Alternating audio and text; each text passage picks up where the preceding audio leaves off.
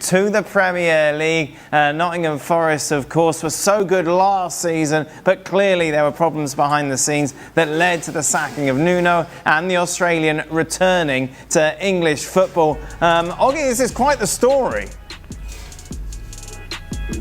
Polar opposites of each other. You know, Nuno's got Nottingham Forest into Europe this season by playing a very defensive, counter-attacking game. A lot of hard defence. He likes a high press. He likes to play a high line. I just don't know how he's going to make it work at Nottingham Forest. Now, obviously, there's a connection there with the owner, Marinakis.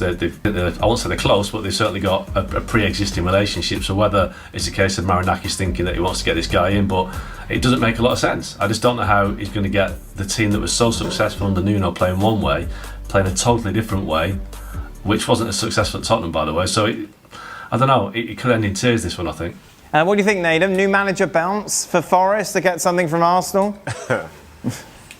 No, not necessarily, no. I don't think the bounce will be there from the changes Mark said, which is so different to the manager that came before. You know, he brought out someone so far, but I think he will offer something. I'd be surprised if he couldn't find a way to make some level of success with the players that he has. But let's be realistic, going into the second year for Forest, having done so well last year, did we think they were going to be just as good this next season? I'm not 100% sure. And I think we'd be misguided if we say, well, they've not done as well because there's a new manager in there. I think this year was always going to be a lot tougher. You know, Forest got to where they got to, not because they were the most talented team, but because they were one of the most organised, with pace in the wide positions, with grafters in the middle of the park, and Anderson and Yates, and a guy up front who was having the season of his life, and he's continued that at the start of this season, Wood up front. And that was the way they did it. And I couldn't see another way how they could have that success. I couldn't see them outplaying teams. I couldn't see them trying to pass it out of the back like others. And so I thought that would have... And Nuno Espirito Santo realised that why would I ask them to do that? Again, like Glasner at Crystal Palace, why would I ask them to do that? Month for Arteta after losing to Liverpool before the international break.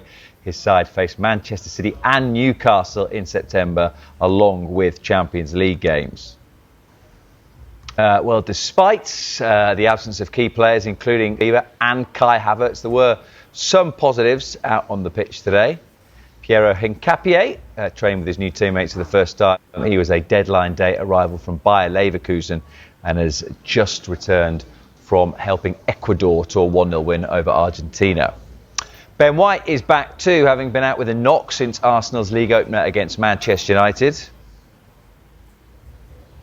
Riccardo Calafiori trained despite being an unused sub in Italy's 5-4 win over Israel. And summer signing Christian Norgard could be in contention for the weekend. He's yet to make his debut following his arrival from Brentford.